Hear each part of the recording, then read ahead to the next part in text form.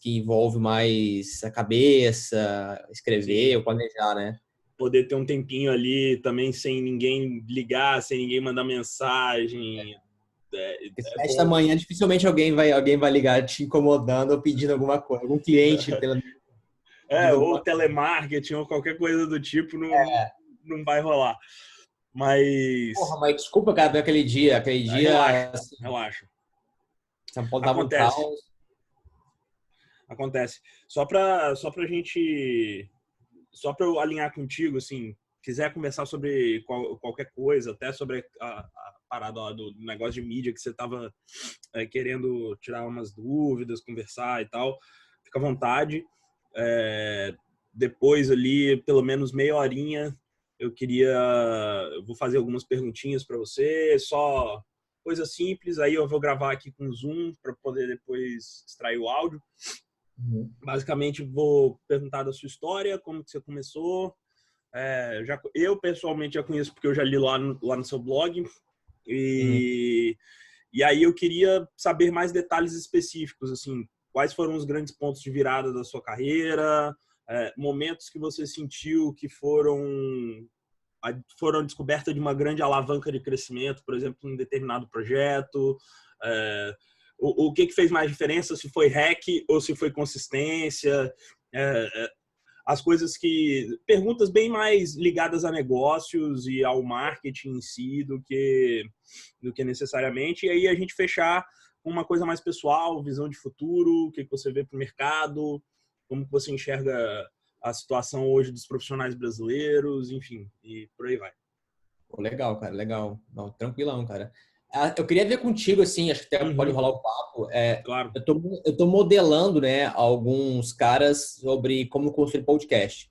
Desde a Uhum, parte técnica, né, de tá. microfone, o que tá Uhum, usando de captação, uhum, de app, até a parte também de falar, né, da fala, da tá. narrativa em si, né? Ativo. Porque assim, Uhum, o que eu acho um desafio, talvez, num podcast, não sei se aqui no Brasil ou lá fora também tem essa pegada, é você ter aham. um engajamento, né? É, Você ficar ali e fazer o cara escutar 1 hora ou até menos, no caso, 40 minutos tal, uhum, ouvindo a tua conversa, né? Sendo que o cara isso. poderia estar no Facebook, poderia estar no WhatsApp, poderia estar no Instagram, com qualquer outra audiência, mas está ali, né? Então, a narrativa, eu acho que ela é muito importante. Isso. E, cara, se você puder Tá, contar um pouco dos seus bastidores, para mim vai ser tá. enriquecedor. Depois eu te mando uma foto de como tá o meu setup aqui. Você tá me vendo com um fone. Eu tenho. Eu gravo geralmente com esse Blue Yeti aqui. É um microfone um pouquinho mais caro, um microfone de $100. Paguei $100. Mas eu tenho também um outro que é bem móvel, que eu levo na minha mochila. Que esse foi bacatela e tem uma qualidade de áudio muito boa, que é um Samsung. Ele é uma cápsulazinha pequenininho, ultra portátil. Uhum. Esse daqui foi $30. Tudo na Best Buy. Quando eu fui nos Estados Unidos, eu comprei ano passado. No Brasil, material para podcast é muito, muito caro. E aí o retorno no investimento é muito maior, né? Leva muito mais tempo. Mas, cara, eu vou te falar que o setup é meu MacBook, um desses microfones, porque é microfone USB, e um fone, para eu poder ter retorno, para eu ver como que Uhum. tá a gravação. E eu uso o GarageBand que vem no Mac para editar.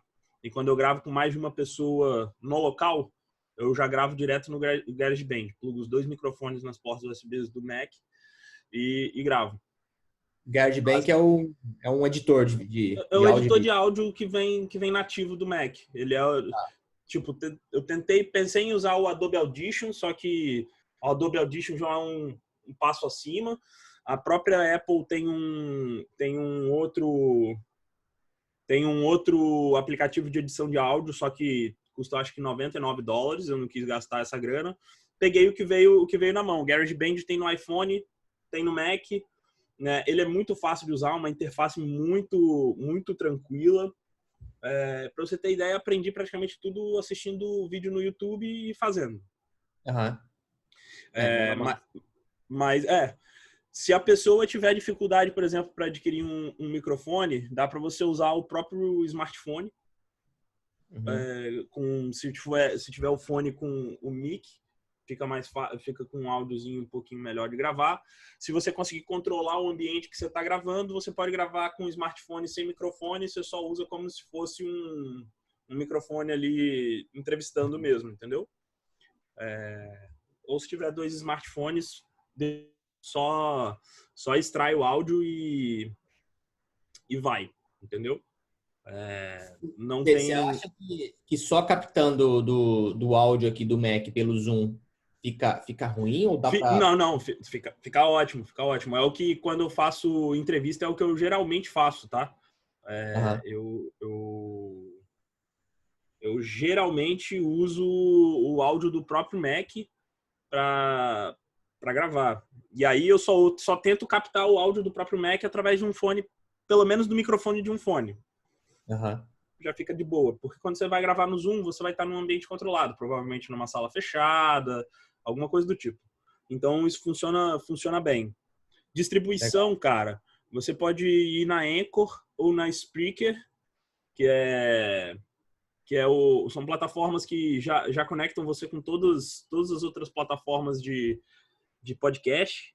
O Spreaker, ele te dá liberdade de publicar, se eu não me engano, 4 ou 5 episódios na versão gratuita. Depois ele começa, conforme você vai publicando, ele vai apagando.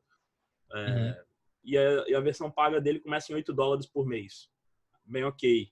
A partir do momento que você começa a pagar, ele já te dá um retornozinho, tipo um AdSense ali, e te dá a oportunidade de você começar a fazer merchan pela própria plataforma. No Spreaker também dá para você fazer podcast estilo rádio. Você coloca lá ao vivo, grava na hora e ele faz a transmissão. É bem ok. Se você usa o WordPress, dá para você usar um pluginzinho específico, esqueci o nome agora, mas que basicamente faz a mesma coisa. É basicamente isso. E aí você falou de audiência, por exemplo, eu ainda não tenho a audiência que eu gostaria de ter, tá? Tenho 1000 downloads em 12 episódios. Isso daí dá uma média de menos de 10 downloads por episódio. Mas isso para mim já é bastante motivador, porque eu tenho uma pequena comunidade construída em torno do meu conteúdo. Legal. Se você pegar os vários pontos de contato que eu tenho ali 2.000 pessoas numa lista de e-mail para receber só newsletter. Eu tenho 6.000 e poucos seguidores no Instagram. Eu tenho uma quantidade de pessoas no LinkedIn. Tenho 5, 6 mil acessos mensais no meu blog. Então, ali, tudo isso eu vou juntando para meio que criar uma rede. Né? E aí aquela estratégia de conteúdo padrão que a gente conhece do HubSpot, do conteúdo pilar e os vários conteúdos satélites ali se conectando, sempre direcionando, ali funciona muito bem para SEO, mas também funciona para você estruturar sua camada de conteúdo. Então, por exemplo, ano passado eu estava querendo desenvolver, eu até tentei fazer uns rascunhos usando o Google Cloud. Eu pegar um arquivo de áudio em português, subir esse arquivo de áudio lá e ele só me devolver o texto. Por que eu queria isso? Porque eu queria gravar o podcast e no momento que eu gravo o podcast, eu gero áudio, gero vídeo com áudio para o YouTube e eu gero texto para o blog. Então, eu estou matando 3 mídias com um único esforço, entendeu? Acabou que eu não toquei esse produto para frente por falta de conhecimento de tecnologia mesmo, mas é um produto que eu acho que com o mercado que está crescendo hoje de podcast no Brasil, é um produto que, por exemplo, teria bastante escala. Basicamente isso, assim, podcast. E, cara, o segredo de um podcast bem gravado é você tipo ter um templatezinho de roteiro. Escolher o nicho. No meu caso, o nicho foi ali desenvolvimento profissional, focado para profissionais de marketing, growth e que tem alguma vivência com empreendedorismo. Legal.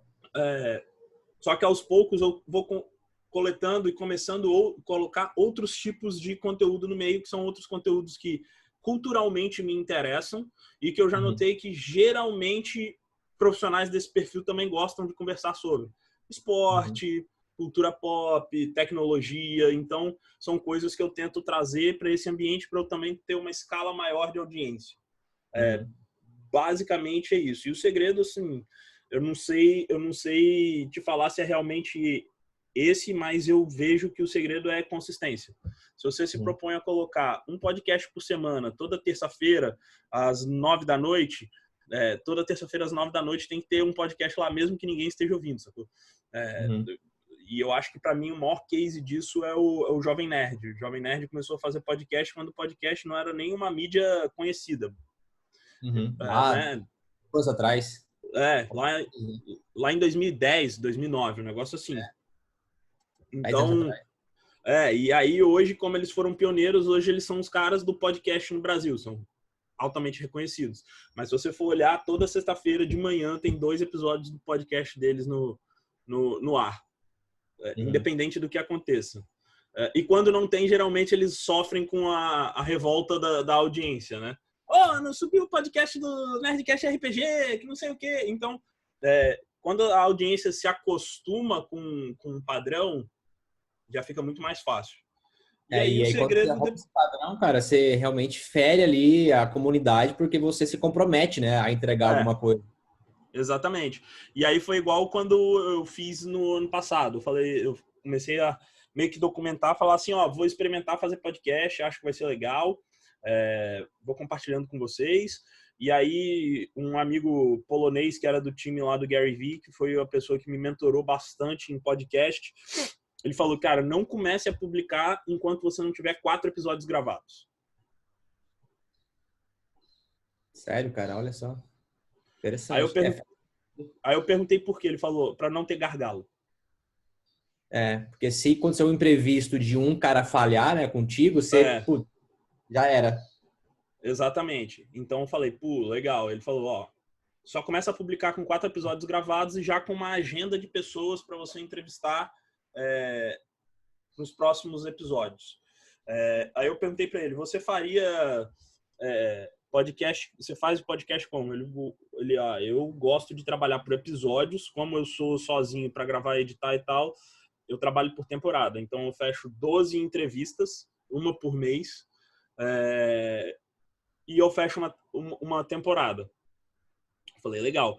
Aí o que eu experimentei? Eu experimentei fazer um episódio por semana de setembro a dezembro. Então foram 12 episódios do podcast e alguns episódios que estavam planejados acabaram não indo para o ar porque aconteceram coisas no meio do caminho. Então, por exemplo, em setembro, no final de setembro eu fui a São Paulo, porque teve o GMX que o Gary foi palestrar. E aí eu fui acompanhar o Gary e aí eu conheci o Neil, que eu já tinha traduzido coisa para o Neil também. Eu conheço um americano que é sócio dele, mora aqui em Vitória. A gente começou a conversar. Então, o que eu fiz? Eu gravei logo quando eu cheguei, eu gravei um podcast despejando todos os insights que eu tive de como foi o evento. Mesma coisa com a RD Summit, só que com a RD Summit eu consegui ter uma outra sacada. Teve problemas por conta da captura de áudio. Peguei o telefone celular e... Espina, vem cá, dá uma palavrinha aqui, 1 minutinho. Consegui o Aaron Ross para falar um minutinho. Consegui o Lassance. Então, assim, pegava o pessoal só para dar uma palavrinha e aí eu construí um episódio em cima de todas essas palavrinhas que eu consegui dos profissionais. Então, eu fiz um episódio ali, assim... Cara, vamos falar, então, sobre como foi o RD Summit, pontos altos do RD Summit, e no final eu vou fechar com breves entrevistas dos profissionais que eu consegui conversar lá. E foi um episódio muito bem aceito. Mas, no geral, da minha audiência, o episódio que mais teve plays foi o que eu conversei com o Matt Montenegro. Legal. Porque o Matt abriu bastante o playbook dele. E também ele tem uma audiência grande, né? Um cara bem engajado, né? Isso. E o mais engraçado que... Fala, né? Ele tem muita história, é um cara muito... Cara, nada de palco, é um cara realmente empreendedor raiz. Isso. E ele fala muito bem, ele tem muito conteúdo legal. Isso aí. E na época ele tinha acabado de vender a Vid Monsters para a Hotmart, então tipo, foi foi, digamos assim, a primeira aparição dele que ele tinha feito deal, não podia nem comentar, tanto que eu tive que cortar da gravação. Ele estava começando a dar muita escala ao conteúdo dele no Instagram e foi bacana porque, assim, tanto no YouTube quanto via podcasts, uma galera que não conhecia começou a me mandar mensagem: caramba, não conhecia o Matt, que maneiro, ele é um moleque muito bom, tô seguindo ele. Então, foi uma coisa assim, esse é um KPI que às vezes a gente que trabalha com growth, a gente sempre fica ligado no volume de dados, né? Então, tipo, a gente não está interessado em, sei lá, 1.000 ouvintes, a gente quer 1 milhão de ouvintes porque 1 milhão significa que uma certa quantidade vai converter, né? Eu tenho, acho que por conviver já com a equipe do Gary já há algum tempo, eu não me ligo tanto ao volume de dados que tem no KPI, eu me ligo muito mais no volume de conversão. Se eu tenho 1.000 pessoas e dessas 1.000, 20 forem impactadas no nível mudou minha vida, eu acho que o trabalho já está sendo muito bem feito, sabe? Total, cara. Eu acho que isso aí é otimização de funil. Quando você consegue aumentar a conversão lá com o mesmo volume ou até menos de tráfego, cara, você tá feliz da vida, porque você tá conseguindo atingir o teu objetivo, que é no final X números de conversões ou X números de ouvintes, né? Ou X números de engajamento, talvez, dependendo do que é a tua métrica ali de sucesso. É isso aí. Caralho, velho, irado. Cara, e assim, produzir podcasts, eu tenho acho que eu consegui descobrir exatamente onde que eu funciono melhor. Eu sou um cara de conteúdo, mas eu funciono muito bem como um líder de comunidade, sabe? Então, lá no Instagram do Gary, a minha atribuição basicamente é ser um community manager. Então, é responder comentários, mas sem dar opinião. É responder um comentário para gerar outro comentário. Sempre tentar levantar mais a bola para ter mais audiência pro perfil de forma orgânica. E produzir podcasts acabou sendo algo super otimizável para mim, porque eu sempre gostei de produzir conteúdo áudio-vídeo. E em 2016 eu comecei a fazer um canal no YouTube para minha antiga empresa, que por conta da estratégia de conteúdo, eu fiquei conhecido aqui no meio do empreendedorismo, porque eu comecei a fazer uma estratégia de conteúdo na minha empresa para poder vender para outras empresas, sabe? E aí dava muito certo na minha empresa, e com os parceiros acabava não dando, né? E aí todo mundo me perguntava por quê? Eu falei, cara, a variável é sempre a gestão. É só você entender. No meu tá dando certo porque quem controla é quem tem a visão sistêmica de como tem que funcionar. Quando você vai para uma terceirização, a visão sistêmica é do dono do negócio. E aí o dono do negócio ele tá com outras expectativas, com outros incentivos, com outras vontades, que o conteúdo nem sempre roda. E aí, no final, quando eu acabei fazendo a fusão ano passado e depois, agora, encerrando de fato as atividades, falei, cara, eu vou pegar toda essa audiência que eu construí com a minha estratégia de conteúdo e vou transformar num negócio de mídia. Então, aí eu mudei o tema do blog, botei a AdSense, já estou começando a estruturar uma página para public post, para construir um Media Kit, e aí o podcast orbitando em volta, e aí o podcast tem me ajudado a alimentar o YouTube, porque eu tenho muita pauta para fazer vídeo no YouTube, mas fazer vídeo no YouTube é uma escala de trabalho muito maior do que fazer podcast. Porque, o Premiere, primeiro, que decupar a imagem dá muito mais trabalho do que decupar som. Você tem que pegar aquelas horas todas de gravação, ficar olhando item por item. Essa parte aqui dá para cortar, essa daqui não. Enfim. Outra que eu gravo com o meu celular. Meu celular faz tudo. Não tem câmera. Isso você grava e edita ou você terceiriza essa edição? Eu tenho feito tudo. Tudo. É bastante coisa. Mas por que eu tenho feito tudo? Não é nem pela vontade só de controlar. É pela vontade de entender qual é um tempo justo para eu poder gravar e editar. Então, por exemplo, hoje com o framework que eu construí, eu consigo gravar um episódio aqui no Zoom e no final da manhã esse episódio está no ar, se eu quiser. Porque eu consigo pela estrutura de como a gente conversa, de como eu vou tirar o conteúdo, eu consigo editar um episódio em 1 hora, porque eu já tenho minha vinheta de abertura, eu já sei o que eu vou fazer antes, eu já tenho sound bites que vão separar os temas, né? Então, por exemplo, ano passado eu usava muito sound bites de Street Fighter para separar os temas. Esse ano eu já vou mudar. Tipo, para abrir o episódio, eu vou pegar um trecho de uma narração da decolagem da Apollo 11 e para separar eu vou usar outro soundbite, sabe? Então e aí eu já tenho isso separado em pastas, já tenho uma organização, então é só arrastar para dentro do GarageBand e ir cortando. Então isso em 1 hora e meia no máximo eu tô com um episódio de 1 hora editado, sabe? Você ganha a produtividade já, né, com o teu processo. Cara, e para mim Exatamente. é crucial, assim, que você falou, a questão de gestão entra muito também nisso, processo, cara. Quando você tem processo bem estruturado, e obviamente a consistência ali, né, e o foco em fazer acontecer, as coisas fluem muito mais rápido. Então, assim, quando você está dentro de um projeto de crescimento, cara, não é o hackzinho lá de X mais Y que vai fazer acontecer, é o processo, velho. É a gestão, é o processo, e fazer com que aquilo se torne repetível e escalável para qualquer pessoa que entre no time. Quando alguém está no time novo, cara, ele fala assim, olha, aqui tem um template, você precisa seguir esse template, porque se você não seguir, a coisa vai dar merda. Vai quebrar lá na frente.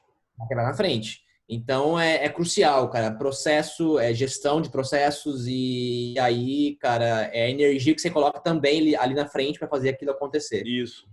E aí é por isso que eu gosto de editar meus vídeos, eu gosto de editar meus podcasts, porque eu quero, primeiro, para eu terceirizar, eu tenho que, no mínimo, conhecer o que tem que ser feito para eu demandar a pessoa. Que eu já tive muita experiência com terceirização e, geralmente, um profissional que não é bem brifado tem refação. Total. Então, uma das coisas que eu faço é muito assim, vou entender o processo, vou entender as atividades que tem para eu chegar para o cara e falar assim, olha, e aí, se eu tiver que terceirizar, já entregar a estrutura toda pronta de pastas de organização e falar assim, ó, tal coisa está em tal pasta, tal coisa está em tal pasta, tal coisa está em tal pasta, eu quero que você entregue em outra pasta, um arquivo desse formato. Eu, que não sou editor profissional, edito em X tempo. Você que é um editor profissional e vive disso, eu espero que me entregue em X tempo. Total. Porque aí o cara vai falar assim, não, mas não, aí eu vou falar assim, então é porque é o quê? O problema é prioridade? É porque o custo da sua hora não está sendo coberto? Qual que é a variável que a gente não está tendo para chegar no ponto de otimização? Porque se eu que não sou profissional faço nesse tempo, por que você que é profissional vai levar mais tempo? Eu já tive esse problema na última empresa que eu estava como CEO lá em Floripa. No momento lá de um processo, eu sabia que aquilo custava 2 horas de execução e o cara me entregava em um dia. Eu falei, cara, isso não pode. Ah, não, mas não sei o que. Eu falei, não, se eu que não sou o especialista nisso fazia em tanto tempo, porque você é o cara que está primeiro focado nisso, dedicado tua energia, tua atenção nisso, é um profissional muito mais capaz do que eu, não leva o mesmo tempo que eu. Então tem alguma coisa errada aí. O que está acontecendo? É motivação? É o salário? Enfim. Mas lá eu não consegui resolver. Estava numa grande corporação, dentro de um processo lá de transformação digital. E aí fugia dos meus poderes tentar fazer alguma coisa diferente. E acabei que não conseguindo resolver esse problema.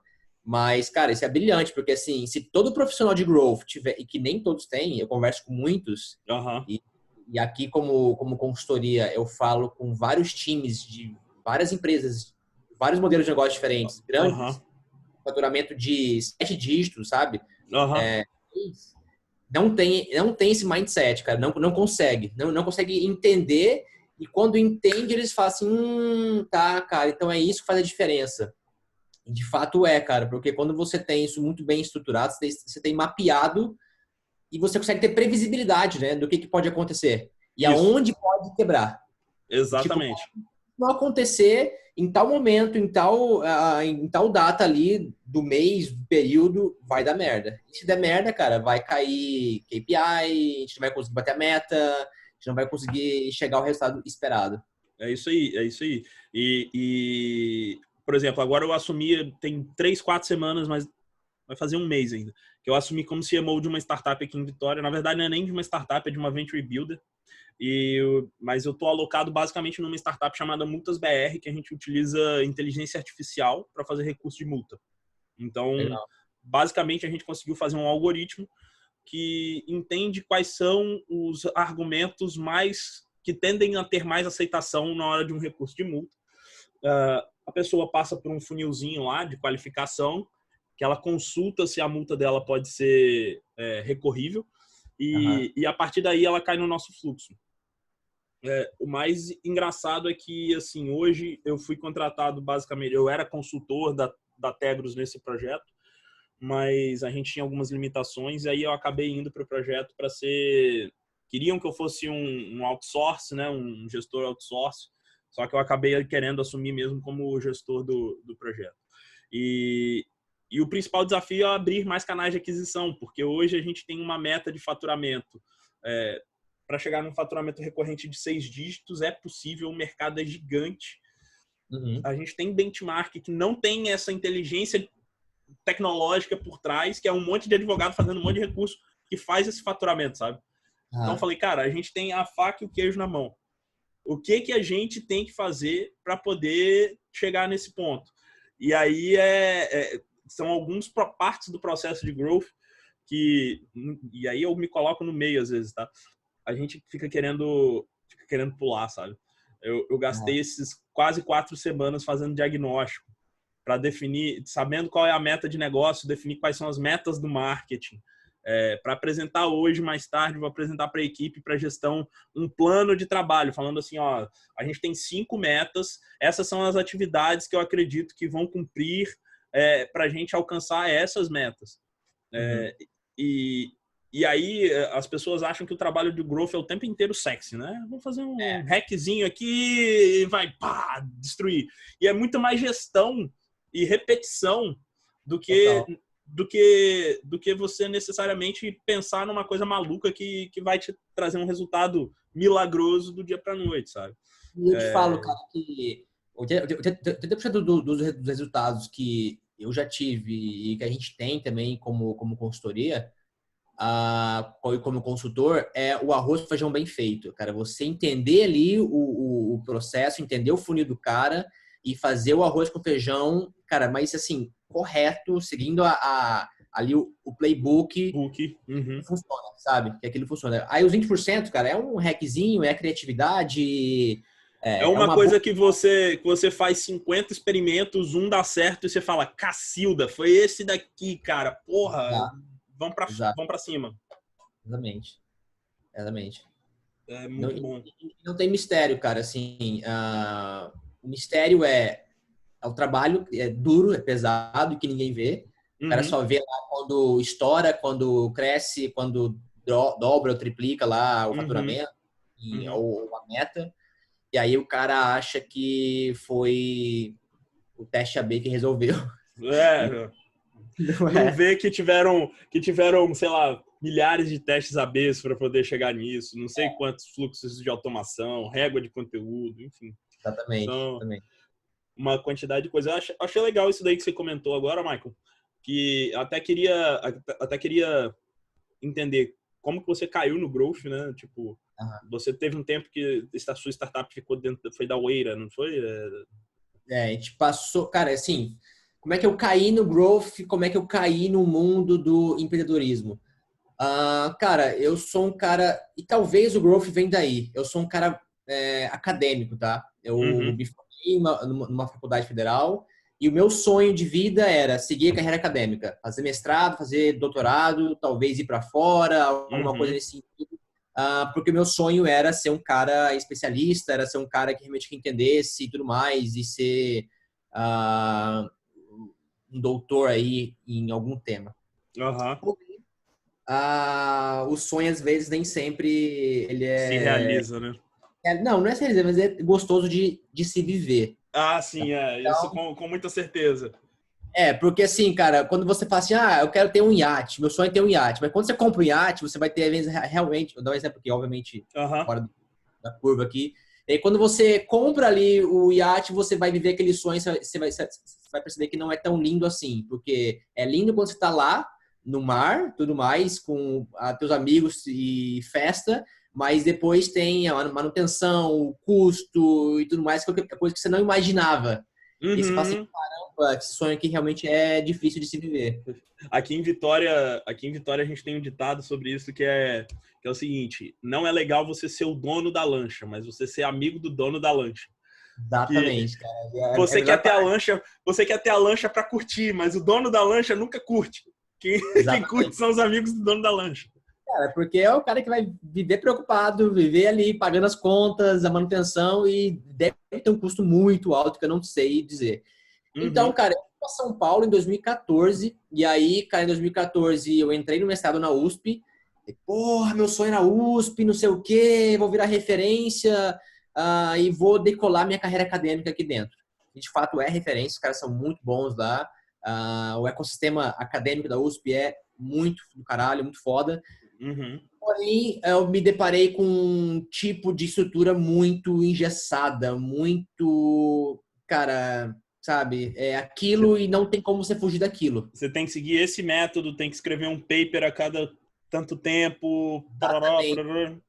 Aula todo dia, 4 a 6 horas de aulas que você ficava sentado assim, vendo aquilo, assim, cara, mas pra que eu vou estudar isso, sendo que eu talvez Aham. não vá usar, sabe? Ou se o professor que está lá, não quer menosprezar os professores de faculdade e Sim. acadêmicos, mas Uhum. muitas vezes o cara nunca fez aquilo, sabe? Ele tá contando Ele só sabe na teoria, né? exatamente. E foi nesse momento que eu comecei a ouvir, em 2014, a ouvir coisa de startup, Vale do Silício, EasyTax estava estourando naquela época, né? Aham. Bombando. E eu falei, cara, esse negócio é legal de startup, mas o que é isso, né? Uhum. E no evento, que aqui em São Paulo tem vários, no Meetup eu fui participar e achei aquilo incrível, sabe? Aquele ecossistema de gente descolada, diferente, trabalhando Efervescente, né? efervescente, trabalhando porra de bermuda, não que eu cultive isso, mas Aham. nunca tinha visto isso, sabe? Achava que trabalhar numa empresa era algo muito formal. E aí eu falei, cara, aquilo é coisa legal. E aí eu ouvi uma palestra do Alan Leite, que é o CEO da Startup Farm. Uhum. Eles são residentes, a aceleradora é residente do Google Campus, ou foi por um tempo, não sei se ainda, Foi eles por um ainda. tempo. Até onde eu sei é que foi. Eu não sei se ainda são. Só que eu só sei que eles são muito bons, cara. Assim, eles foram Uhum. uma das primeiras aceleradoras aqui no Brasil. Eles têm um modelo de, Isso. de, de aceleração muito interessante, muito legal. Uhum. É, das que eu conheço e que eu já vivi. E lá o cara contou aquele ciclo de aceleração, de validação, de que não é assim criar uma empresa, existe um método, um processo. Falei, cara, que coisa linda de se ver. E no final dessa palestra, ele estava lá fora fumando um cigarro e eu abordei ele. Falei, cara, é o seguinte, eu tenho uma ideia, gostei do que eu ouvi, tenho uma ideia, como é que eu faço para poder aplicar para a farm? Ele perguntou, qual que é a sua ideia? E eu pensei, cara, se eu contar minha ideia para ele, pensei, não, ainda falei para ele, se eu contar minha ideia para ele, ele vai querer roubar minha ideia, vai querer aplicar minha ideia, vai ficar milionário com a minha ideia. Essa foi a primeira. Padrão, eu acho. Padrão de, cara, total empreendedor early stage. E Aham. aí ele, cara, é o seguinte, eu sou CEO da Farm, tenho isso de negócio. Você acha que eu vou parar o que eu ganho, o que me faz ganhar dinheiro para poder pegar uma ideia que eu nem sei o que é, no mercado que eu não conheço, para poder tentar executar e ver se vai acontecer? Isso não rola. Beleza, ele me convenceu, contei para ele. A minha ideia que eu contei para ele era o que eu estava desenvolvendo no mestrado, um pouco diferente. Ele falou assim, Aham. cara, incrível a sua ideia, um mercado do caralho, que era o mercado do agro. Muita oportunidade, mercado gigante. Aplica que se você tiver um bom time, você consegue entrar e consegue botar a sua ideia. Mas para isso você precisa pelo menos ter 2 pessoas e, se possível, um dev. Na época não tinha um dev. Aham. Ouvi, quando ele me falou aquilo, porra, brilhei os olhos, me convenceu de que eu deveria aplicar. Falei com um dos meus amigos que estavam comigo na faculdade e falei com o meu ex-orientador de faculdade. Falei, cara, aquela ideia que eu tô aqui, não sei o que, pode virar um software, pode virar um aplicativo e a gente pode ficar milionário. O sonho do empreendedor, né? Aham. coisa Achando acontece. que vai dar tudo certo. Exatamente. Sim, cara, em 2 semanas eu comecei a me conectar com uma galera lá da USP, do ecossistema empreendedor. Encontrei um dev muito bom, que ao Aham. mesmo tempo muito bom, ele me abriu a cabeça para muitas coisas que eu não conhecia. E ele entrou na operação e não durou um mês. O cara Não aguentou é um cara muito, muito fora da curva para que a gente estava naquele momento. Aham. E talvez assim querendo impor demais uma cultura que as pessoas, os fundadores iniciais não conseguiriam acompanhar. Uhum. Porque não dando certo. Enfim, resumindo a história, a gente aplicou para a Farm, a gente passou na Farm. A Farm, na época, era um período de 5 semanas de aceleração. Então, foi de maio de 2014 a junho de 2014. Foram 5 semanas. Aham.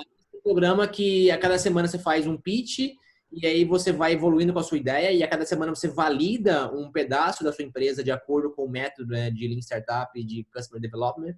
Aham. Ah, e aí, cara, a gente validou o problema, a gente validou ali o mercado, a gente validou a solução, validou o go-to-market, Uhum. mas no final eles selecionam, eram 13 startups aceleradas, de 120 que aplicaram, eles escolheram 13, das 13 foram 6 para o Demo Day.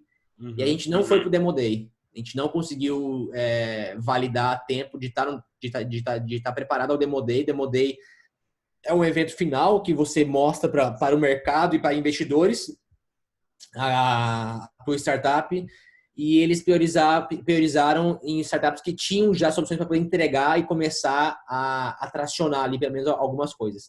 A gente não foi para o Demo Day, mas das 13 que estavam lá, a gente foi talvez 4 que conseguiram seguir adiante ao longo do projeto. Legal. E aí o resto tudo falharam, quebraram. Uma deu muito certo, que é a Worldpackers. Eles levantaram, cara, acho que já levantaram mais de 10 milhões de dólares de investimento. Os caras Caraca. são muito bons. Eles são um Airbnb de hostel.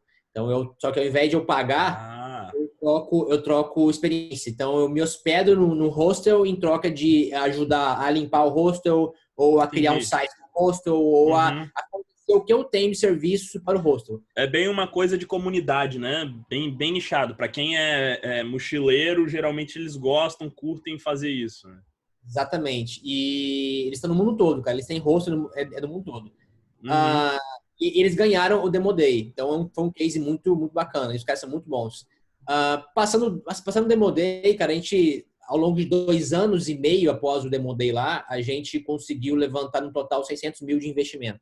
Uhum. E no final, a gente estava sendo acelerado mais uma vez pela Wayra, da Uhum. Telefônica. Na época era uma aceleradora, agora é mais um hub de conexão. Eu não sei Uhum. se eles aceleram mais, mas é um baita também ecossistema lá, a Wayra, a Telefônica, porra, muitas conexões interessantes. Só que quando chegou lá, cara, na Wayra, a gente estava já no momento já de tração total. A gente estava já validado o Problem Market Fit, Aham. em busca de validar o Product Market Fit, e começando já a ganhar tração. A gente saiu assim em 2, 3 meses de 5 beta users para 1.000, 1.500 beta users em pouco tempo. Uhum. E já começando a tracionar em usuários pagantes. Uhum. Mudou muito a solução, a gente pivotou umas 5 vezes até chegar No modelo que ficasse redondo, né? exatamente, nesse estágio. Mas quando a gente estava começando a tracionar, a gente teve pelo menos para mim, foi um grande baque. Foi quando a gente realmente encerrou a operação em junho de 16, Uhum. por conta de o cap table não estar ajustado, por conta de não ter acordos de acionistas, não ter vesting, não ter cliff bem definido lá atrás. Aham. Marinheiro de primeira viagem, né? A gente não sabia a importância disso, de criar lá no início. E aí, quando, cara, entrou grana, entrou investidor, ah, começou a tracionar e começou a dar sinais de que eu acho que vai dar certo, Aham. cara, teve esse rompimento, um dos sócios não quis ajustar o cap table, enfim, uma briga interna, foi assim, uns 3, 4 meses que eu gastei muita energia, muita mesmo, assim, me desgastei muito emocionalmente para Aham. tentar ajustar. esse cap table e não consegui, cara. Infelizmente, não consegui. E aí os investidores acabaram que falaram assim, olha, então já que você não conseguir ajustar o cap table, não faz sentido a gente continuar investindo, porque futuramente vocês vão precisar de mais dinheiro e futuramente ninguém vai querer investir numa empresa que tem esse cap table sujo. É como vocês têm. E aí eles saíram, quando eles saíram eu também saí, para mim não fazia mais sentido. Aí eu entreguei a operação pro cara que deu problema. O cara ficou com aquilo na mão, não conseguiu tocar, obviamente. Morreu depois de um tempo. Sozinho, sem dinheiro, sem dev, sem time, morreu com a ideia ali no colo. Então foi isso, sim, foi assim que eu comecei a entrar. E aí eu comecei com growth, justamente isso, porque eu comecei a entrar, eu comecei a empreender já com esse mindset de experimentação, de teste, né? Sim. Que a gente estava desenvolvendo nesse processo de aceleração de empresa, de startup. E isso também, quando a gente começou a tracionar, eu comecei, vou contratar agência, vou contratar marqueteiro, mas não rolava. Não rolava. Tava num nicho que na época era bem inicial no agro, fazer o digital no agro ainda é um desafio. Na época, mais ainda, por ser um nicho muito específico, de você ter que entender um pouco ali os meandros de como funciona o mercado e também falar muito bem os jargões do mercado. É isso aí. Né? Então, quando você entra no mercado tradicional demais, se você não fala aquilo, se você não fala o que a tua pessoa gostaria de ouvir, cara, esquece. Independente de qual mercado, cara, que você entrar, se você não falar aquilo que para ele é um padrão de escuta ou de comunicação, se você não falar aquilo, você quebra totalmente o padrão. E no agro é assim, falar com o produtor rural coisas que não é a realidade dele, ele não vai te ouvir. Então, e aí não rolou, eu comecei a estudar, comecei, cara, a conhecer gente, comecei a fazer curso, aprender sozinho, aprender no YouTube, aprender com cursos de graça, cursos pagos. Enfim, aí comecei a conhecer as referências, Noah Kagan, Neil Patel, Brian Dean, e esses caras todos que a gente conhece, né? Os monstros, né? Monstros. E eu simplesmente aprendia e aplicava. Aprendia e aplicava. E para mim foi esse talvez o grande segredo. É você não ficar só na teoria. Mesmo que você não sabe ainda o final daquele experimento, cara, não importa, vai e faz. Porque uma hora você vai descobrir como chegar no final. Até porque a variável de final de quem tá falando como fez não vai ser a mesma variável do seu, né? Então, porque você não controla o ambiente. O ambiente daquela pessoa era o seu é completamente diferente, então você... A variável não controlável ali da equação pode mudar o resultado por completo. Ano passado, só para complementar, você falou de agro. Ano passado eu fui dar um workshop no Pulse Hub em Piracicaba e me chamaram para falar um pouquinho de growth e para as startups residentes de lá, e é engraçado isso que você falou, porque o agro parece ser muito mais forte. Eu tenho um amigo aqui que ele é CEO e fundador da Olho do Dono, não sei se você conhece, que é uma das startups mais... Empreendi no agro durante 5 anos e estou voltando novamente. Tem muito, assim, estive muito à frente de movimentos, fui diretor da ABS Startups, na vertical de AgTech, morei em Piracicaba durante 1 ano, então, assim, conheço quase todo mundo desse mercado. E aí a Olho do Dono é um amigo meu aqui de Vitória, que ele é o CEO, e aí bacana que eu fiz a conexão com um colega de sala do MBA que acabou tá trabalhando com vendas com ele desde o ano passado. E aí esse colega de vendas veio falar assim, cara, quero trocar uma ideia com você para pegar feeling de coisas de growth, de mercado e tal, porque estão querendo botar máquina de vendas lá no Olho do Dono e eu não acredito muito. Aí eu falei, por quê? Porque a gente tem que falar a língua do produtor rural. E isso, só quem viveu a área de agro consegue ter. Você não consegue colocar isso num script. Não é uma coisa que você ensina para um garoto da cidade, que nunca foi lá mexer no campo, não teve contato com vaca, não teve contato com boi, não sabe calcular alqueires de terra. Se você não tiver a vivência, você não consegue passar isso. Sim, justamente. Cara, e esse é o diferencial. Aí foi quando eu comecei a falar, não, eu preciso aprender nisso. E eu tenho um histórico, né? Minha família é agro, eu vivi um tempo no Uhum, sítio, quando eu era moleque e tudo mais, então eu tinha isso, né?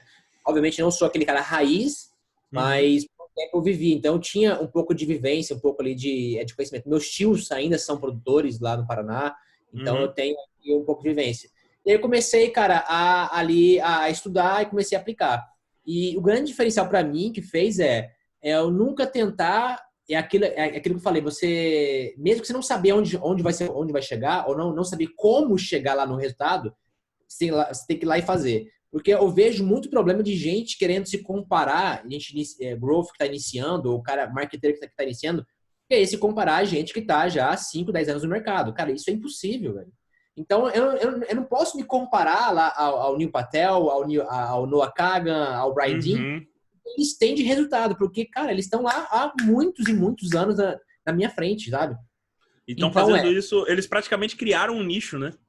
exatamente, eles criaram o negócio, cara, eles criaram o mercado, eles estavam lá quando o inbound, quando o digital começou a acontecer, então não tem como eu me comparar a eles.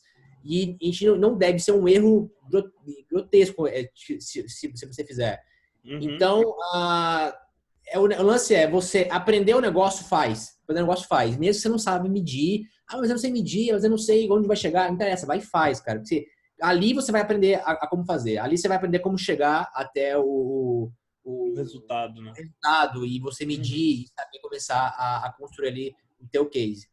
Então foi quando eu comecei ali a aprender e aí quando a gente quebrou em junho de 16, passei um tempo meio depressivo, obviamente faz parte ali da jornada de quando você quebra a primeira vez e Sim. quebrar não é ruim.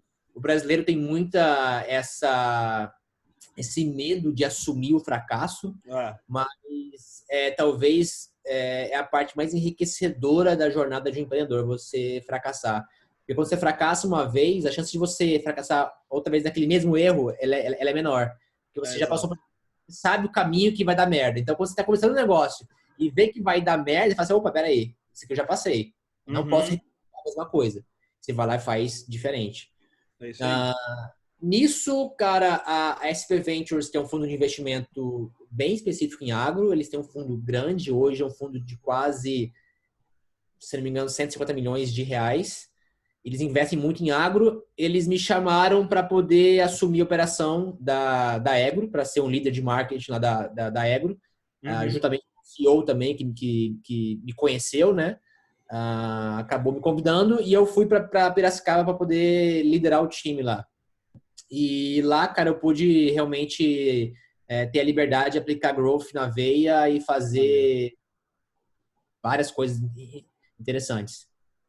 Maneiro, maneiro. E no final das contas, como é que você foi parar no Growth Team ano passado? Porque foi engraçado, né? Eu te conheci profissionalmente por conta de um webinar do Sam Rush da semana de Aham. Growth que teve. Eu assisti o webinar, você falando da parte de content hacking e me fez lembrar várias coisas que eu já não fazia há algum tempo. Eu falei, porra, que maneiro. E aí eu comecei a te seguir no Instagram. Na época eu acho que você estava no Canadá, né?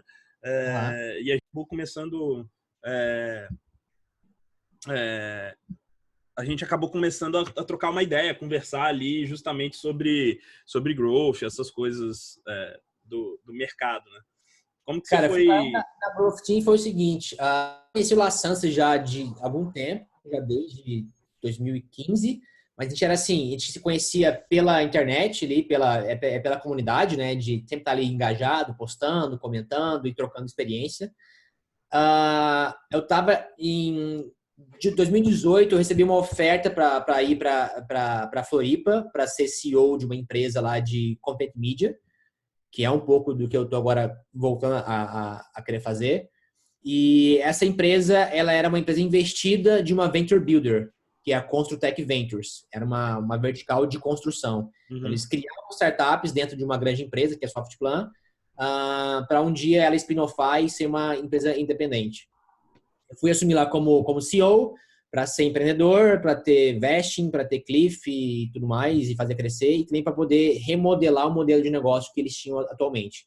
Quando eu Aham. assumi lá, o modelo de negócio basicamente era eventos físicos, eventos presenciais, estilo RD Summit. Sim. Então, a gente tinha uma trilha de eventos ao longo do ano em várias cidades, e um evento maior no final do ano que acontecia em São Paulo.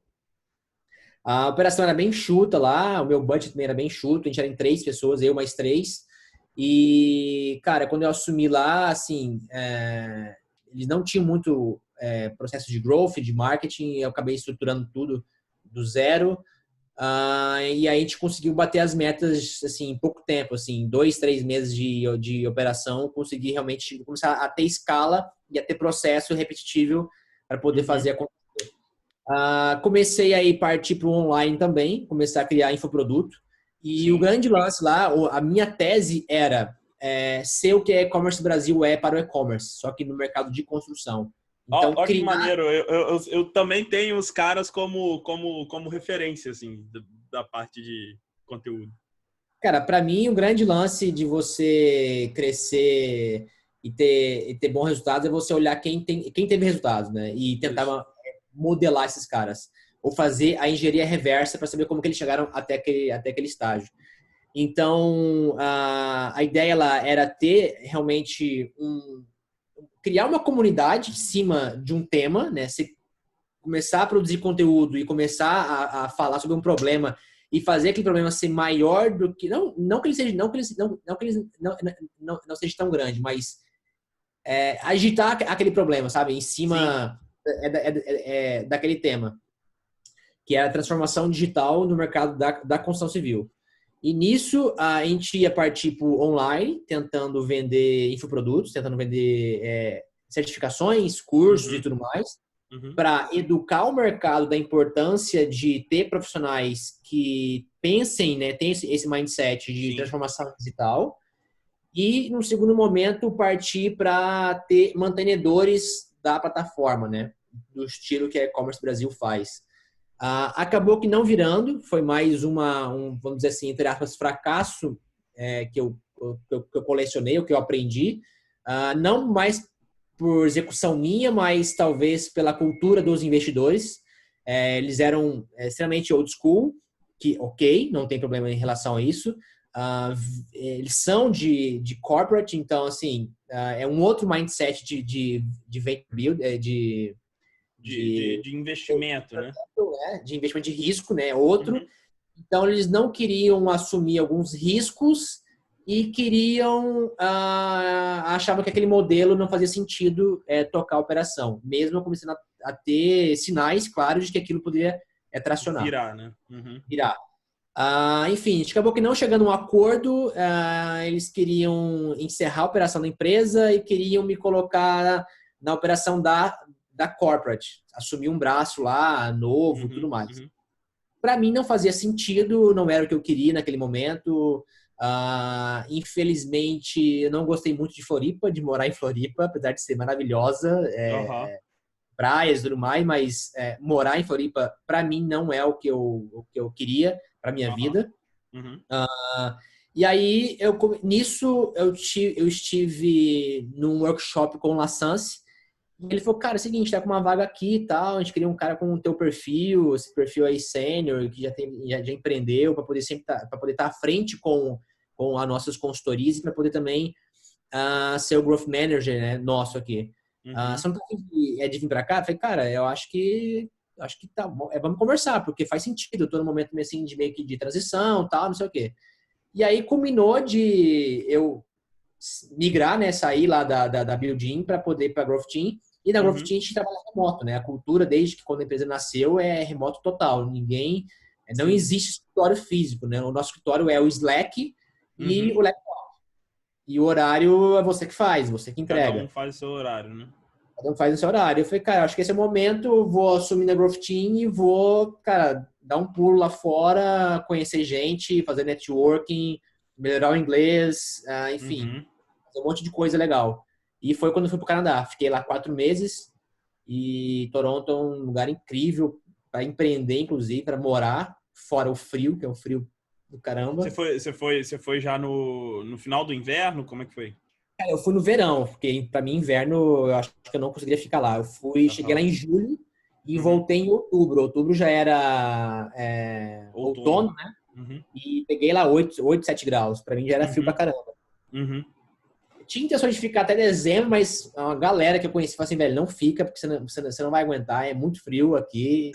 E você é brasileiro, não tem esse costume, você vai entrar em depressão, você não vai querer sair de casa, então vai ser a pior coisa que tem. Caraca, que doideira. Que doideira. Eu acho muito legal esse modelo que você falou aí do Growth Team, porque eu sempre acho que... Eu vejo que a tendência natural para a gente que trabalha com marketing, com tecnologia, com growth e tal, é ir pro remoto, né? E eu acho que só uma galera mais sênior hoje, aqui no Brasil, por conta da nossa cultura latina, consegue ter essa cultura do remoto, né? Quando você tem uma equipe de júniors, por exemplo, para gerenciar, não rola, porque você fala é remoto, o júnior vai coçar o dia inteiro, não vai fazer nada, e aí você vai falar, e aí, prazo, cadê as entregas? Não tem, sabe? E aí eu acho que é nisso que as empresas hoje têm falhado um pouquinho quando falam, porque trabalhar remoto é uma parte crucial da transformação digital, né?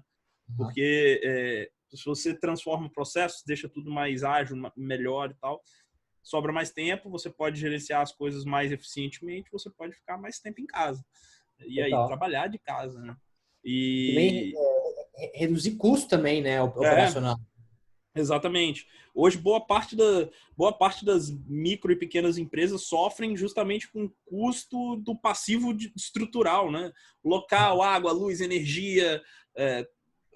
Isso daí acaba no remoto, você consegue, empresa de serviço praticamente, né? Você consegue reduzir para custos marginais e melhorar a folha de pagamento, consegue investimento em ferramenta, enfim. Eu acho isso uma coisa do caralho, mas ainda não. Eu acho que é primeiro case concreto que eu vejo de empresa que está conseguindo escalar com esse modelo. Uhum. E, e como que tem sido os desafios agora para 2020, Michael? O que tem no roadmap? O que você vê que vai ser de novidade, de caminho, projetos desafiadores, Cara, para mim, cenário? eu tô entrando num projeto pessoal meu, né, que até já troquei ideia contigo ali pelo Aham. do Instagram. Uhum. Quando você é picado, cara, pelo mosquitinho do empreendedorismo, você nunca fica sossegado depois, né? Você sempre, qualquer coisa que você olha, você quer empreender, você quer criar e tudo mais. E eu tô voltando a empreender esse ano. Inclusive, Uhum. estou indo pro Vale do Silício mês que vem, Uhum. agora já, é 28, Uhum. vou ficar lá 2 meses, 3 meses, meio que imerso lá. Que legal. Ah, enfim, para conhecer gente, para poder pegar feedback, para poder me relacionar também com fundo de investimento. Investimento. Uhum. E basicamente o modelo de negócio que eu vou estar atuando é o mesmo modelo que eu tentei implementar em Floripa e que eu não consegui pela cultura dos investidores, né? Sim. E eu quero replicar isso, só que num outro mercado também que tem talvez o mesmo desafio ou maior de transformação digital, que é o agronegócio, né? Uhum. Então, a gente está vendo aí muito rápido essa inserção de tecnologia, de uso de automações, de software, de inteligência, de dados, e você não vê acompanhar a mão de obra. Então, tem muita gente já, isso em qualquer setor, muita gente que não preparada, não entende como usar a tecnologia ou como usar os dados para poder performar mais. Sim. E aí eu quero entrar nesse problema Uhum. com com modelo de negócio de venda de conteúdo, né? Seja ele online, seja ele presencial, seja ele no modelo de mantenedores, ter Uhum. empresas que estão ali apoiando a causa, acreditando e também aproveitando, consumindo aquele conteúdo de alguma maneira, ou replicando aquele conteúdo para o time, né, Uhum. da empresa. Porque o grande desafio de grandes corporações é treinar gente, é treinar a equipe. Primeiro, Uhum. culturalmente, e você mudar o mindset cultural para métodos ágeis e também treinar sobre novas tecnologias. Eles não têm tempo, primeiro, não tem know-how para poder passar, o Sim. RH do time não tem know-how, obviamente que eles podem buscar isso Uhum. fora, Uhum. e também não tem tempo para poder fazer isso acontecer. E eu quero entrar nessa vertical de tentar ali ajudar o mercado, a mão de obra, a acompanhar a transformação digital, não só as skills técnicas, mas também habilidades comportamentais, né? De Legal. ser ágil, de entender que as coisas mudaram, que eu não posso ficar 3 meses planejando um projeto para tentar executar e chegar lá quando for executar ver que não Não deu funcionou, certo, né? justamente. Legal, legal. E nessa ida aí do Vale, você tá indo por conta própria ou tá indo com alguma excursão, alguma coisa? Conta própria, cara. Tô indo eu, minha mochila e meu Mac, mais nada. Aí, ó, já tem uma oportunidade de conteúdo, falar pra galera como ficar 3 meses no Vale ali, mostrar a rotina, coisas malucas que eu já penso, assim, porque tem Já tô, pessoas que, já que tô querem arquitetando. que querem fazer a mesma coisa, só que acham que custa muito dinheiro, eu sei que Vale tem um custo de vida alto, mas, pô, Alto, como que bem alto. você aluga local para ficar, casa, via Airbnb, não é via Airbnb, sabe? Tipo, locais bacanas, eu acho que falta um pouco isso, assim. Dentro do nicho empreendedorismo, a gente ainda tem alguns outros nichos e eu acho que turismo empreendedor é uma coisa que as pessoas falam muito pouco. Tem empresas que exploram isso, mas não fazem conteúdo. Pra caramba, tem empresas que ganham muito dinheiro com isso. A Isso. Startse é um exemplo. A É? Startse, o produto Imersão no Vale, que eu acho que é o nome disso, Imersão no Vale, é um dos produtos que trazem maior receita para eles. Uhum. Então, cara, ok, é o modelo de negócio deles, eles fazem isso muito bem, não vejo nenhum problema em relação a isso. Porque eles entregam ali um valor muito grande. Ou você vai sozinho e quebra a cara tentando conhecer gente, ou você vai com eles que já conhece todo mundo e eles Já vão te tem as conectar portas abertas, né? com as portas abertas. Então, você vai ganhar tempo e falar com as pessoas certas. E ok.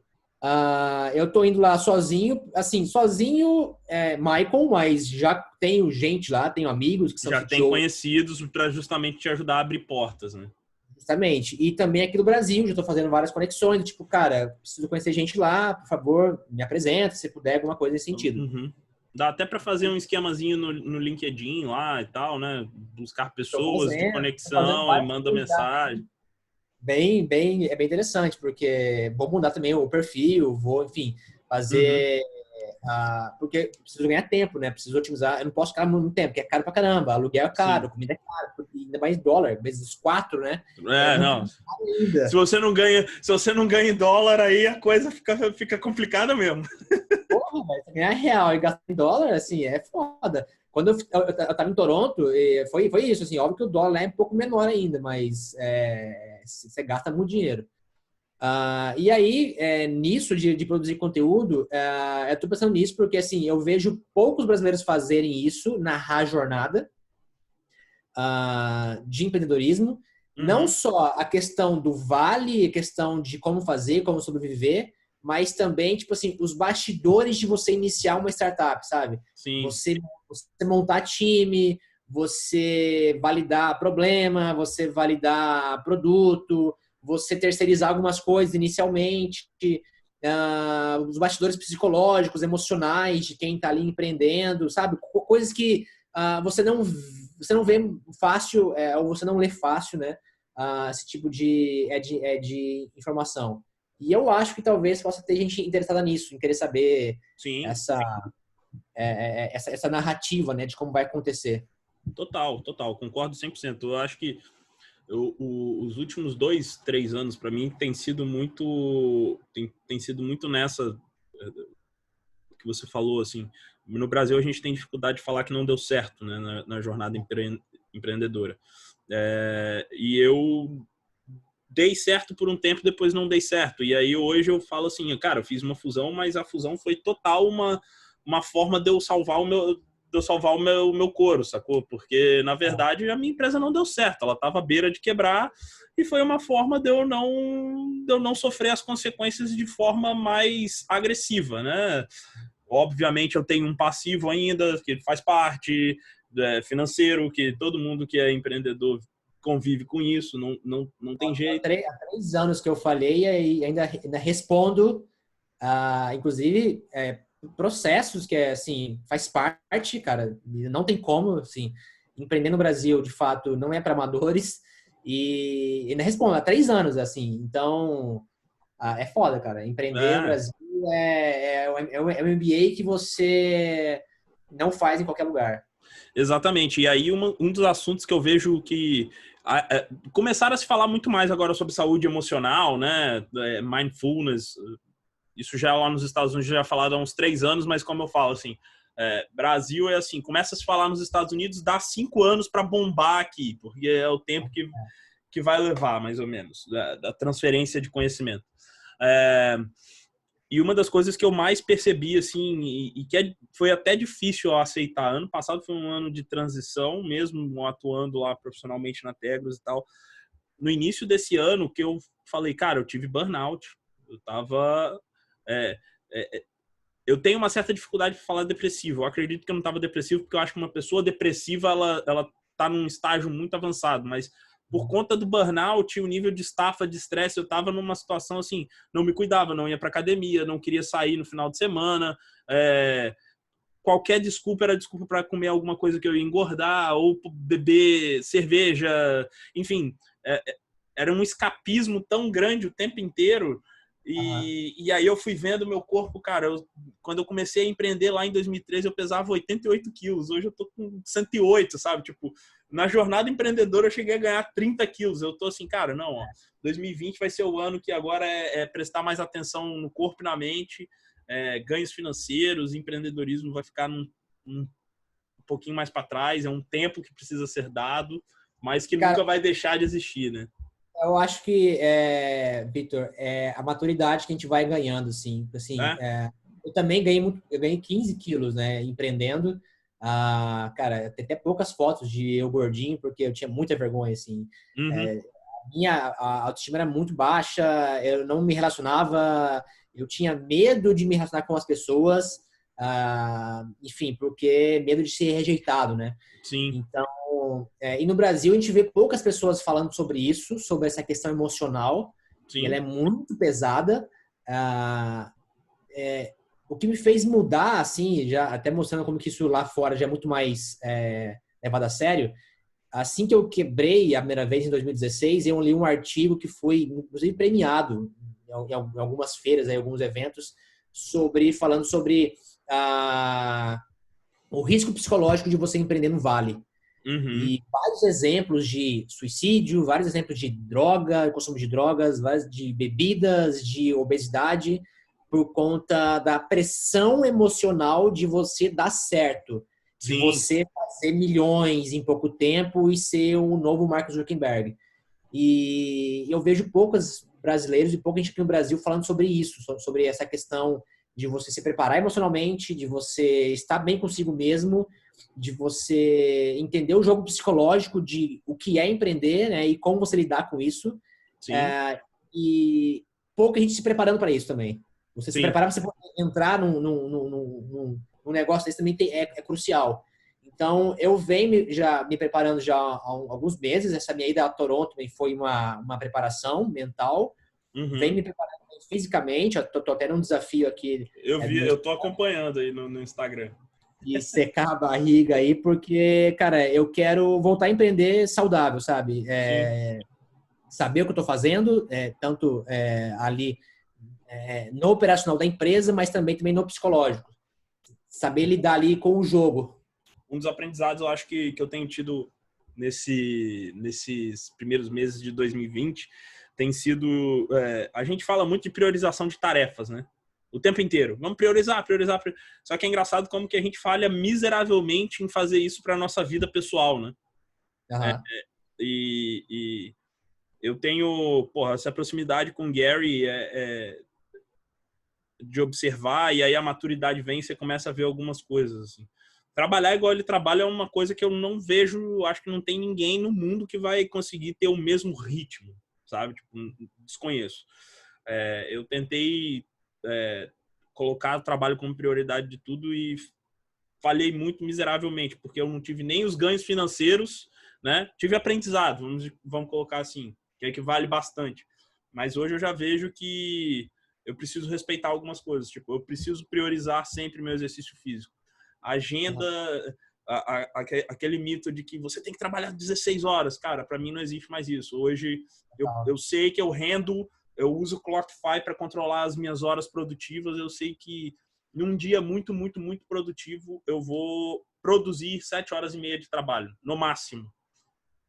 Então, eu sei que ali minha produção é entre 6 horas e meia e 7 horas. Então, cara, não tem por que eu ficar me detonando de trabalhar muito mais do que isso, porque aí já começa a virar procrastinação e mostrar para a sociedade, ei, tô trabalhando pra caramba, sabe? Tipo, que no final das contas não é uma coisa saudável.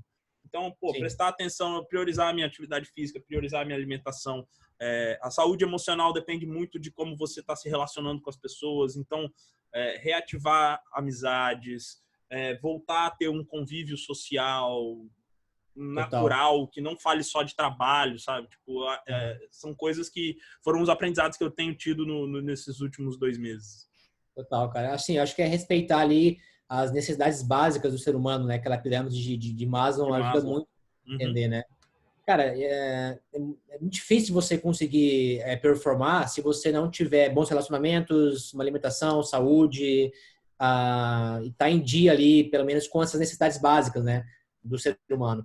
Então, isso é crucial. Isso realmente, e eu vejo poucos falando sobre isso. Eu vejo muita gente hack, operação, marketing, estratégia, mas, cara, não conta o que passa aqui na cabeça do cara, sabe? E eu acho que para mim isso é muito importante. Eu gosto muito dessa área, eu gosto muito de desenvolvimento pessoal, busquei muito isso ao longo dos anos, sempre busquei e sempre estou buscando, né? Tanto em workshops quanto em pessoas que possam me ajudar a crescer. E eu percebi, cara, assim, que a maioria das pessoas que têm sucesso levam isso em consideração, levam o psicológico em consideração. E eu comecei a me perguntar, cara, se esses caras que deram certo, que estão grandes, que estão milionários, fazem o que fazem para poder fazer, por que eu não vou respeitar isso? Por que eu vou ser o cara diferentão, que vou fazer diferente e vou viver ali no automático e ligar o robozinho Michael? Cara, isso não existe. Não existe, né? Então, eu comecei muito a priorizar isso, a me preparar mentalmente, né? A meditação tem me ajudado bastante. Eu acho também que a religião, não querendo fazer apologia a ninguém, mas a religião também eu acho para mim é importante, né? Envolver a espiritualidade, independente do que você acredita ou não. É isso. E você ter momentos com você mesmo, momentos de paz, momentos que você possa... reflexão, né? Reflexão, de meditação, seja o que você for fazer para você poder se auto-entender ali, sabe? Se auto-interpretar. Terapia, coaching, cara, o que for, cara. Não sei o que você vai usar ou não, eu acho que é importante buscar alguma ferramenta. Legal. Pra gente poder encerrar aí, Maicon, deixa uma palavrinha para a audiência, o que você quiser falar. Pode ser motivacional, pode ser só uma análise breve de futuro, enfim, fica à vontade.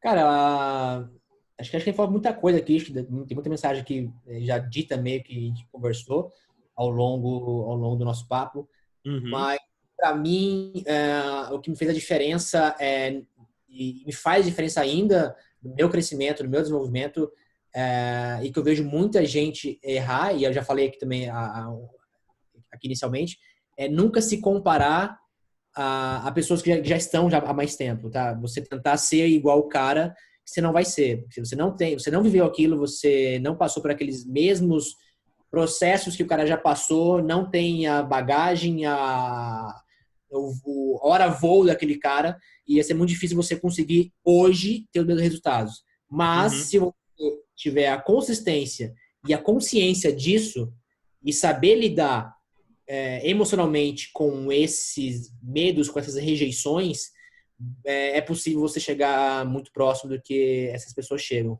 Legal. É trabalho e consistência. E não tem mais segredo que isso, cara. Não tem hackzinho, não tem nada. É trabalho e consistência. Trabalho e consistência. Show. Concordo 100%. Disciplina. Não tem jeito.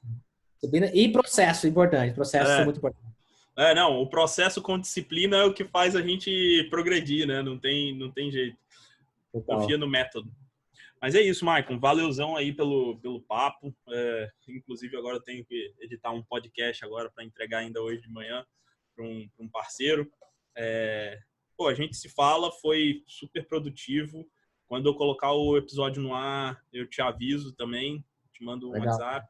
Vamos manter contato. Tô ficando bem feliz aí com a rede de pessoas que eu tô conseguindo ativar e quero ver o que esse ano de 2020 reserva. Eu tô muito animado para trabalhar com coisas de conteúdo, com pessoas assim como você, com Espina, que eu tenho tido contato mais próximo e quero ver como que ativa aí, de repente, um evento, fazer um meetup com a galera, enfim, não sei. É uma coisa que eu tô inquieto. Eu fico muito feliz, cara, por você ter me convidado aí e Uhum. participar da sua comunidade e a sua audiência também me ouvir e acabar conhecendo um pouco mais sobre a minha história. E acredito bastante nesse poder de rede, né, de relacionamento, de Uhum. network e tudo mais. E conta comigo, assim também eu quero contar contigo também ao longo da minha Tamo jornada, quero junto. voltar a Uhum. trocar Uhum. ideia aí sobre o que vai rolar, o que está rolando e as premissas que eu estou construindo em cima do business. E, cara, é isso aí. É isso aí. Obrigadão. Show, tamo junto. Valeu, cara. Ótima quarta-feira e vamos nos falando aí. Valeu, cara. Abração. Valeu, um abraço. Tchau, tchau.